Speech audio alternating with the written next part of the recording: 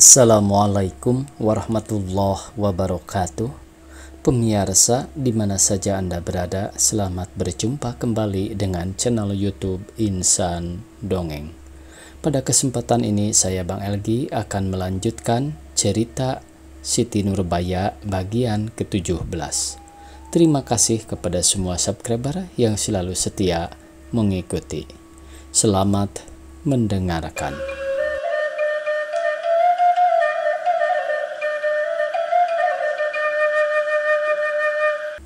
Hanya ingatannya dan rindu hatinya kepada Nurbayalah yang tiada hendak berkurang-kurang.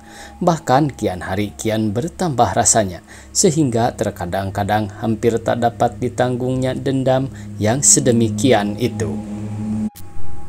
Terlebih-lebih dalam beberapa hari itu hatinya sangat rawan bercampur sedih dengan tiada diketahuinya apa sebabnya, sebagai adalah sesuatu mara bahaya yang telah jatuh ke atas diri kekasihnya itu.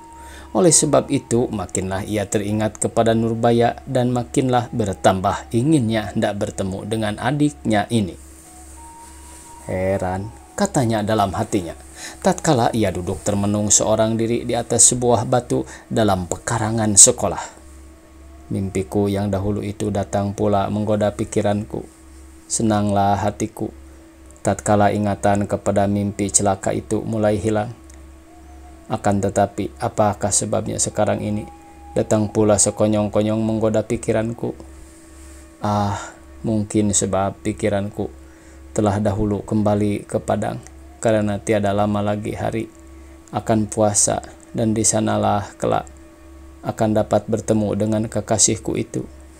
Sedang ia berpikir-pikir sedemikian, datanglah Arifin membawa sepucuk surat yang dialamatkan kepada Samsu. Lalu diberikannya surat ini kepada sahabatnya. Tatkala dilihat Samsu alamat surat itu dan nyata datangnya dari Nurbaya, masuklah ia ke dalam biliknya, akan membaca surat itu seorang diri.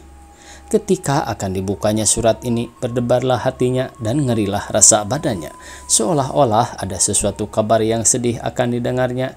Istimewa pula karena kelihatan olehnya pembungkus surat itu sebagai bekas kena titik air. Kena hujankah surat ini atau kena air laut? Tanya Samsu dalam hatinya. Tatkala akan dikoyaknya pembungkus surat itu, tiba-tiba jatuhlah gambar Nurbaya yang tergantung pada dinding biliknya, sehingga hancur kaca dan bingkainya. Sedang potret itu sendiri rusak pula karena sebuah daripada pecahan kaca yang runcing menembus dada kekasihnya ini tentang jantungnya. Potret itu diangkat oleh Samsu, lalu dicabutnya pecahan kaca yang masuk ke dalam dada Nurbaya perlahan-lahan, takut akan bertambah rusak gambar itu. Akan tetapi bagaimanapun ia berhati-hati, kertas potret itu rusak juga tentang dada Nurbaya. Ajaib, pikir Samsu dalam hatinya sambil termenung. Apakah artinya alamat ini? Apakah kabar yang akan kudengar? Setelah dibersihkannya pecahan kaca-kaca tadi, lalu diambilnyalah pula surat yang baru datang itu. Dibukanya dengan tangan yang gemetar dan hati yang berdebar-debar. Ketika itu kelihatanlah olehnya surat itu penuh dengan bekas titik air, serta tulisannya pun banyak yang kurang terang, sebagai suatu surat yang tertulis oleh orang yang pikirannya sedang kusut. Demikian bunyi surat itu. Padang, 13 Maret 1897. Kekasihku Samsul Bahri, walaupun kau ketahui bahwa surat yang malang ini yang telah kutulis dengan air mata yang bercucuran dan hati yang sangat sedih lagi pedih, terlebih daripada diiris dengan sembilu dan dibubuh asam, garam, serta pikiran yang kelam kabut, akan datang membawa kabar yang sangat duka cita kepadamu. Barangkali juga akan memutuskan pengharapanmu yang kau amalkan siang dan malam, dan walaupun rasakan putus rangkai jantung hatiku, mengenangkan sedih dan duka nestapa yang akan menimpa engkau karena mendengar kabar yang malang ini. Akan tetapi ku gagahilah juga diriku menulis surat ini, karena takut kalau engkau bersangka bahwa sesungguhnya lah hatiku telah berpaling daripadamu. Barangkali juga kabar ini akan menimbulkan murka dan syakwa sangka di dalam hatimu, Sam, dan akan menghilangkan kepercayaanmu kepadaku. Dan karena itu tiadalah hendak kau indahkan lagi aku ini, dan kau buang aku sebagai membuang sampah ke perlimbahan. Sebab pada sangkamu sesungguhnya lah aku seorang yang tiada memegang janji dan tak boleh dipercayai. Oleh sebab itu, biarlah aku bersumpah lebih dahulu. Barangkali engkau percaya kembali kepadaku. Wallah wa nabi, tiadalah hatiku berubah dari sedia kala kepadamu, dan tiadalah ada ingatanku akan menyakiti hatimu dan memutuskan pengharapanmu. Tuhan yang Maha Kuasa saksiku, dan apabila tiada benar aku di dalam hal ini, biarlah diazab dan disiksanya aku dari dunia sampai akhirat. Sesungguhnya aku beribu kali lebih suka mati berkalang tanah daripada hidup bercermin bangkai sebagai ini. Dan jika tiada takut dan tiada ingat aku akan engkau, pastilah kubunuh diriku, supaya jangan menanggung sengsara lagi. Sekarang apa hendak ku katakan? Karena demikianlah rupanya nasibku yang telah terpinta. Walaupun bagaimana juga hendak ku tolak atau ku hindarkan diriku daripadanya, niscaya akan sia-sia belaka pekerjaanku itu. Karena untung dan nasib manusia ditentukan semenjak di rahim bunda kandung. Bukankah telah dikatakan dalam pepatah, malang tak dapat ditolak, mujur tak dapat diraih. Bukankah setahun yang telah lalu telah engkau ketahui untungku, karena engkau telah mendapat mimpi tentang nasibku itu. Sekarang datanglah waktunya. Rupanya aku harus menepati nasibku itu, tak dapat dipungkiri lagi. Aduhai, sia-sialah segala cita-cita dan kenang-kenanganku. Lenyap segala harapanku, putus tali tempat bergantung, dan di situ tak dapatlah Samsu membaca surat ini lagi, karena kertasnya rupa-rupanya penuh kejatuhan air mata, sehingga menjadi kembang dan huruf yang tertulis di atasnya menjadi kurang terang. Oleh sebab itu dilampauilah oleh Samsu tulisan yang kurang terang itu, lalu dibacanya lanjutannya. Supaya dapat kau ketahui bagaimana asal mulanya kecelakaanku ini, kutulislah juga surat ini. Dengan demikian dapatlah kau timbang berapa besar kesalahanku dalam perkara ini. Sebagai telah kuceritakan kepadamu, toko ayahku telah terbakar sekaliannya. Itulah permulaan sengsaraku. Dari situlah asalnya azabku. Seperti cerita yang kau dengar dari ayahmu pada pemeriksaan yang dijalankan. Kemudian daripada itu, ada tanda-tanda yang menyatakan pembakaran itu perbuatan orang, karena dekat di sana ada bekas tempat minyak dan puntung suluh. Sungguh pun demikian, Sam. Sampai sekarang belum juga lagi dapat keterangan siapa yang berbuat kejahatan itu. Bertambah-tambah syak hati ayahmu, kebakaran itu perbuatan khianat. Sebab yang mula-mula terbakar dari ketiga toko itu ialah kedua toko yang diisi. Keduanya hampir serentak dimakan api. Bila toko-toko itu tiada dibakar orang, bagaimanakah api itu dapat melompat dari toko yang pertama ke toko yang ketiga dengan melampaui toko yang di tengah-tengah? Jika dapat pun melompat, tentulah toko yang pertama itu terlebih dahulu harus terbakar benar-benar. Barulah api dapat melompat ke toko yang ketiga. Tetapi sebagai kukatakan, kedua toko yang di sisi itulah yang mula-mula sama-sama terbakar. Barulah toko yang di tengah. Oleh sebab kebakaran itu perbuatan orang, dan api makan sangat cepatnya, tiadalah dapat ketolongan sepotong barang pun, karena tatkala diketahui orang api itu, kedua toko itu telah hampir habis terbakar. Dan karena panasnya, seorang pun tak ada yang berani mendekati toko-toko itu. Itulah juga sebabnya, maka sehelai benang pun tak ada yang keluar, sekaliannya habis dimusnahkan api. Oleh sebab ketiga toko itu belum dimasukkan asuransi, rugilah ayahku pada malam itu kira-kira 50.000 rupiah. Suatu lagi yang mengherankan ayahmu, yaitu penjaga toko itu rupanya tidur nyenyak, sehingga mati kebakaran. Hanya penjaga toko yang di tengahlah yang terlepas dari bahaya mati. Akan tetapi, jika tiada ditolong, tentulah ia mati pula, karena tatkala api memakan toko yang di tengah, belum juga ia terbangun, sehingga ia dihela oleh serdadu keluar. Di luar ia kelihatan sebagai orang mabuk, tiada insaf akan dirinya. Sebagai telah kuceritakan kepadamu, ayahku malam itu tiada ada di rumah, pergi ke padang panjang, mengurus perniagaannya pada beberapa toko langganannya di sana, yang rupanya hendak mungkir membayar utangnya dan tak mau mengambil barang-barang lagi kepada ayahku. Itulah yang menjadikan pikiran dalam hatiku. Sesungguhnyakah sekalian itu perbuatan orang? Jika benar, apakah maksudnya dan siapakah musuh yang tersembunyi ini? Setelah ayahku pulang pada keesokan harinya, sebab dikirimi surat kawat oleh ayahmu, kuceritakan kecelakaan itu kepadanya dan kukabarkanlah pula syak hatiku kepada orang yang telah kau mimpikan itu. Akan tetapi, ayahku tiada hendak mendengar perkataanku ini, karena ia sangat percaya rupanya kepada orang itu. Bukannya ia yang berbuat jahat, kata ayahku, melainkan nasib kitalah yang sedemikian.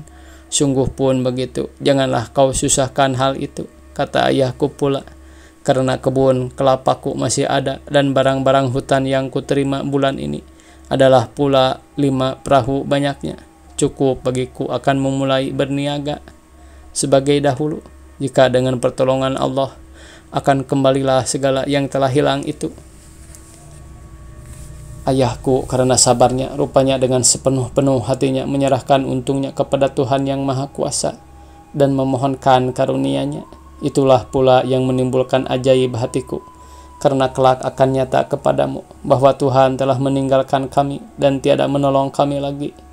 Walaupun tiada ku ketahui apakah dosa dan kesalahan yang telah kami perbuat. Segala kesengsaraan dan kecelakaan datangnya bertimpa-timpa, sebagai adalah kutuk yang telah jatuh ke atas kepala kami. Karena 2 hari kemudian daripada itu datanglah anak perahu ayahku yang biasa membawa dan mengambil barang perniagaan dari tarusan, dan Painan mengabarkan ke-5 perahu ayahku telah karam di laut, dilanggar topan yang berembus. Tatkala malam kebakaran itu, satupun dari muatannya tak ada yang tertolong. Sedang sekalian anak perahu niscaya akan mati di laut jika tiada ditolong oleh perahu lain. Bagaimana perasaan ayahku ketika mendengar kabar itu? Tak dapatlah kuceritakan di sini, melainkan Allah jugalah yang mengetahuinya. Sungguh pun air mukanya tetap tiada berubah, dan rupanya menyerah dan tawakal kepada Allah. Tetapi aku tahu hatinya di dalam remuk redam sebagai kaca jatuh ke batu. Sejak waktu itu kami hidup berhemat-hemat. Tiada lama kemudian daripada itu, rupanya ayahku meminjam uang kepada Datuk Meringgi. Banyaknya 10.000, dengan janji uang itu dalam 3 bulan akan dikembalikan. Apa gunanya uang bagi ayahku? Tiadalah ku ketahui. Barangkali akan pembayar utang atau akan dijalankan kepada membangunkan perniagaannya yang telah jatuh itu. Tetapi rupanya di dalam 3 bulan itu selalu ia rugi, sehingga habislah uang itu. Sekalian orangnya di Tarusan dan Painan lari meninggalkan ayahku dengan membawa uang yang ada padanya, dan segala toko langganan ayahku di padang darat itu pun mungkir pula, tiada hendak membayar utangnya. Tinggal satu lagi harapan ayahku, yaitu kebun kelapa di ujung karang. Tetapi pengharapan ini pun diputuskan pula, karena kami harus jatuh ke lumpur. Tak boleh ditolong lagi. Iblis yang mendatangkan segala mara bahaya itu rupanya belum puas melihat kami telah jadi sedemikian.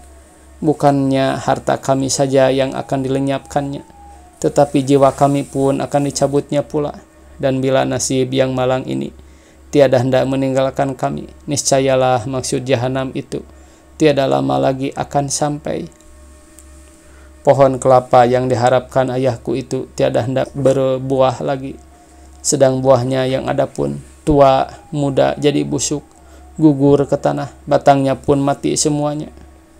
Bagaimanakah boleh jadi kecelakaan datang bertimpa-timpa sedemikian itu? Tak habis kupikir-pikirkan, pecah otakku mengenangkan apakah dosa ayahku, maka sampai mendapat hukuman serupa itu.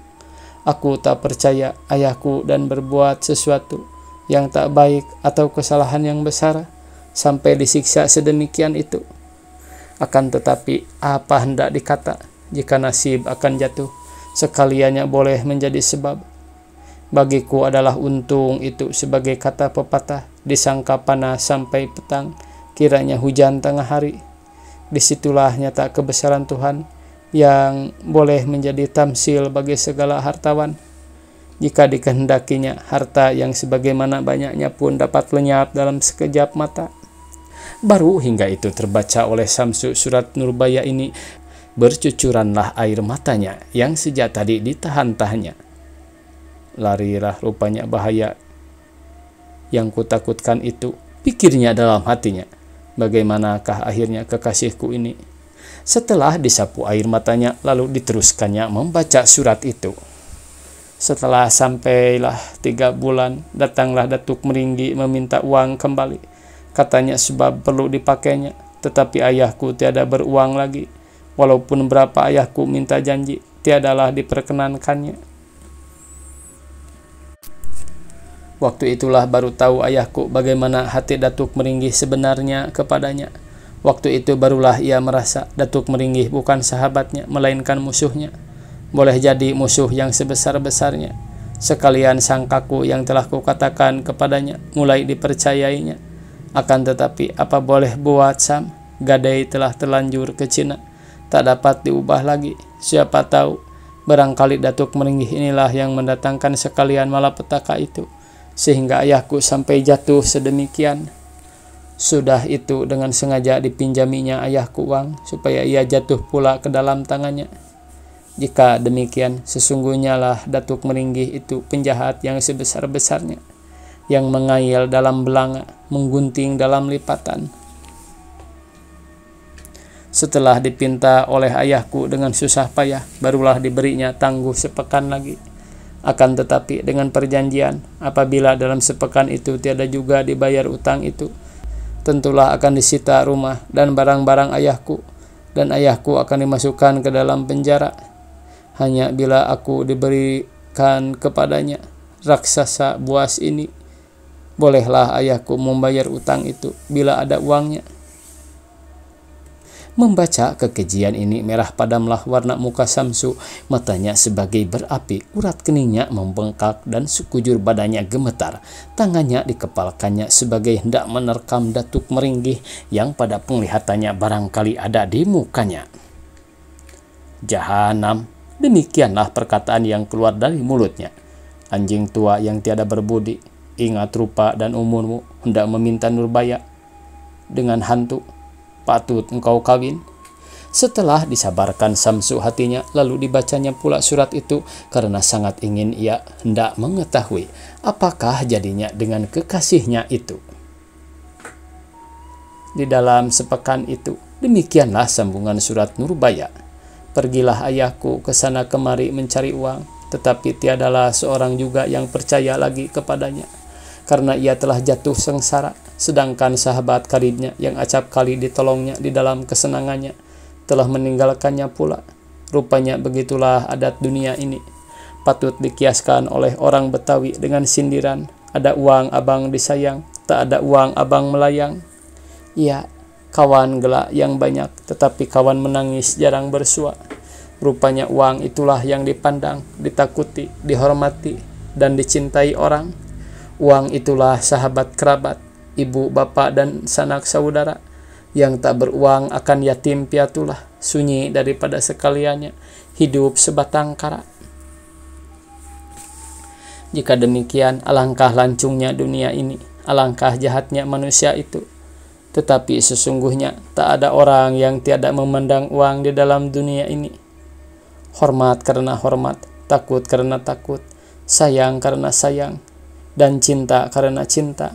Walaupun aku percaya, tentulah ada juga orang yang tiada memandang uang, orang yang sebenarnya orang di antara penduduk kota Padang ini. Tetapi sebab kecelakaan yang bertimpa-timpa ini, menjadilah syak hatiku dan kurang kepercayaanku. Waktunya habis pemirsa, dicukupkan sekian. Billahi taufik wal hidayah. Wassalamualaikum warahmatullahi wabarakatuh.